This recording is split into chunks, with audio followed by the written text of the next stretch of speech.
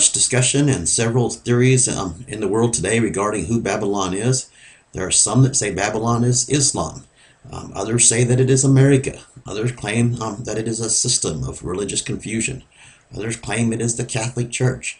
There are many prophecies associated with Babylon for the end times, including in the book of Revelation, so we must seek to know for sure who it is referring to, and not lean on our own understanding in doing so. We must make sure that we have the proper oil in our lamp to light our path into what is true. In Matthew and in other places in Scripture, it is referenced to a place of captivity, which it was, and it still is. In Matthew 1, we read, "So all of the generations from Abraham to David are 14 generations, and from David until the carrying away into Babylon are 14 generations." Referring to as Babylon as captivity here. And from the carrying away into Babylon to the Messiah are 14 generations. In Revelations 18 we read, "And he cried mightily with a strong voice, saying, Babylon the great is fallen, and is become the habitation of devils, and the hold of every foul spirit, and the cage of every unclean and hateful bird. For all nations have drunk of the wine of the wrath of her fornication, and the kings of the earth have committed fornication with her, and the merchants of the earth are waxed rich through the abundance of her delicacies. And I heard another voice from heaven saying, Come out of her, my people, that you be not partakers of her sins, and that you receive not of her plagues." Here we find two important statements. One, all nations have drunk of the wine of her fornication, and two, Yahweh's people is in her and needs to come out of her. This is the remnant that he is calling out of her. What is this remnant? I will do a separate segment on this subject, but briefly, it is those whom my Father is purposing to call out of Babylon into his truth in order to live into a new era of time as he builds the second fruits of his family. They are in captivity or in bondage to the world's false religions that have come out from Babylon, and they're living lives. They will need to flee from the bondage and let the truth set them free. Is Islam a counterfeit religion as well? Without a doubt. But is the remnant in her? Islam came from the descendants of Ishmael. In Genesis 16 we read, "And the angel of Yahweh said unto her," to Haggai, "I will multiply your seed exceedingly, that it shall not be numbered for multitude. And the angel of Yahweh said unto her, Behold, you are with child, and you shall bear a son, and shall call his name Ishmael, because Yahweh has heard your affliction. And he will be a wild man, and his hand will be against every man, and every man's hand against him, and he shall dwell in the presence of his brethren." This description certainly is a perfect match for modern-day Islam. But the remnant of the children of Israel is in captivity in Babylon. The remnant of Israel is from the descendants of Isaac, not Ishmael. So is the remnant currently held captive in Islam? Granted, Islam certainly is going to be a major player in the coming destruction, but they are not Babylon. The answer to who Babylon is lies in determining who the mother whore of Babylon is, and then we can find out who her daughters are. I will show you that these daughters are also called whores, and that they are part of Babylon as well. In Revelation 17 we read, "So he carried me away in the spirit into the wilderness, and I saw a woman set upon a scarlet-colored beast, full of the names of blasphemy, having 7 heads and 10 horns. And the woman was arrayed in purple and scarlet color, and decked with gold and precious stones and pearls, having a golden cup in her hand, full of the abomination and filthiness of her fornication.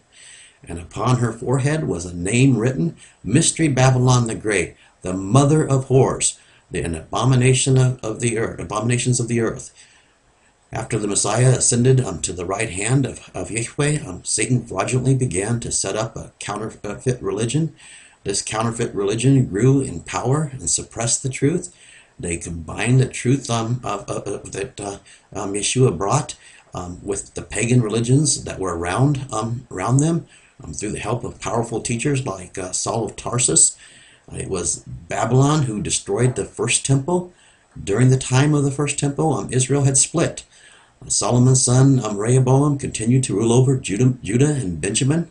The 10 tribes became known as the lost 10 tribes of Israel, went off under their new king, King Jeroboam.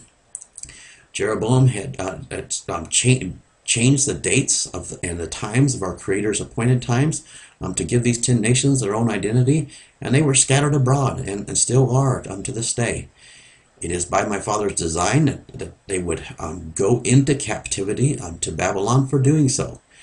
When the first temple was destroyed, what became known as the children of Israel, which were the tribes of Benjamin and Judah, along with some Levites who stayed with Rehoboam, went into captivity in Babylon for 70 years.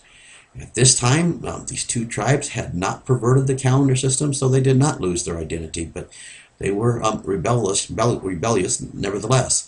They repented and were brought back to rebuild the temple, and the Romans destroyed this second temple 40 years after Yeshua's ascension in 70 AD.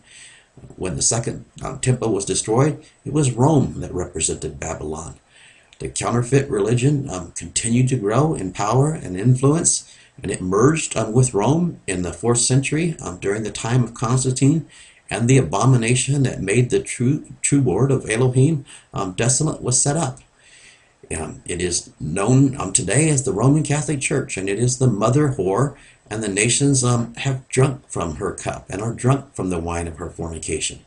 She changed our Creator's calendar system and got rid of his laws, just as Daniel spoke would happen. She also manipulated and pressured the two tribes of Israel that were still in place, that still had the correct calendar system, to change it into a system that merged in part with their perverted calendar system. These two tribes went into captivity after this as well.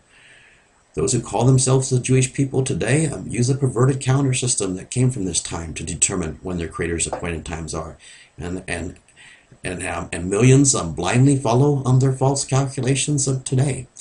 The tribes of Judah and Benjamin remain in captivity because of this as well. Yeshua describes Jerusalem today, in present times, as being spiritually as Sodom and in Egypt in Revelations 11:8. The daughter whores of the mother whore are the Protestant and the Orthodox religions that came out of her. This list includes all who hold on to any of her blasphemies like the Trinity or Christmas or Easter or any of the other countless blasphemies that the whore has brought forth from her womb. The United States is certainly in front of this list of daughters for reasons that I will discuss. Rome is not alone in this. She has a family of whores. She is the mother of Babylon, and Satan, who is the father of lies, is the father. Let's back up 2 verses. In verse 1, and there came one of the 7 angels which had the 7 vials, and talked with me, and saying unto me, Come here, and I will show unto you the judgment of the great whore that sits upon many waters, with whom the kings of the earth have committed fornication, and the inhabitants of the earth have been made drunk with the wine of her fornication. We see here that the whore is sitting on many waters. A few verses later, we find what these waters represent. In verse 15, and he describes this, and he said unto me, The waters which you saw, where the whore sits, are peoples and multitudes and nations and tongues. Who has not been made drunk off of her wine? That's a good question. Certainly Islam has not, but they have their own set of problems in rejecting the Messiah. As I said, they certainly will be a player in this going forward because they are being raised up against Babylon. And so are China and Russia. Yes, the world is certainly getting ready to go through some dramatic events. We read in Jeremiah chapter 50, For lo, I will raise up and cause to come up against Babylon an assembly of great nations from the north country, and they shall set themselves in array against her. And from thence she shall be taken. Their arrows shall be as a mighty expert man, and none shall return in vain. Their accuracy and their attacks is going to be pinpointed, very precise. And Chaldea shall be a spoil, and that the spoil of her shall be satisfied, says Yahweh. The only way through the coming destruction is to get your eyes anointed with eye salve and fill up your lamps with the right oil. To do this, you will need to pour out the counterfeit oil that you have let the whore fill your lamps with while you've been in captivity. You'll have to admit that you're in captivity as well. Obviously, it's the first step. You'll have to admit that Satan has deceived the world. This is what repentance is, changing from our ways to his ways, fleeing from the lies into the truth.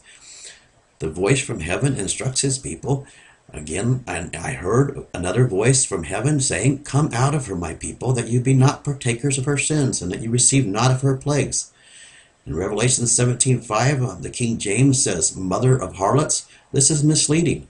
It is the same word that is used for whore in all of the verses around it.